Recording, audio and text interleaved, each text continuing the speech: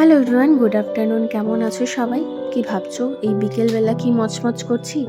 Actually Swiggy থেকে একটা pizza order করেছিলাম, কারণ আজকে মেয়েদের এক্সামটা শেষ হয়েছে। মানে শেষ হয়েছে ইন দ্য সেন্স, মানে এই উইকটা না টানা পরীক্ষা ছিল।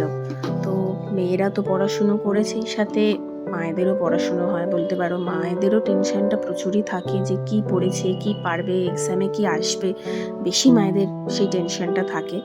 তো সেই টেনশনটাকেই কমানোর জন্যে তো ভাবলাম বাচ্চাদের একটু পিৎজা খাওয়াই, যাতে ওরা একটু চিয়ার হতে পারে।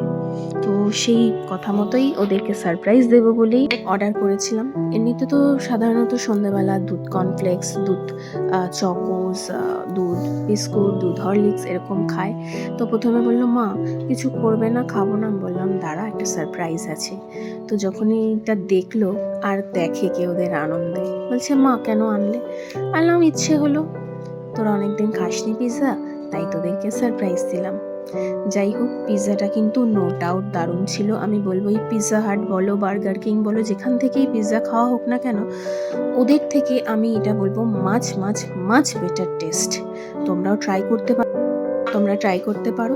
এটা আমি সুইগি থেকে অর্ডার করেছিলাম, দ্য ওভেন স্টোরি। আমাদের মা মেয়েদের আড্ডাটা কেমন লাগলো? ভালো লাগলে কিন্তু অবশ্যই কমেন্ট করো।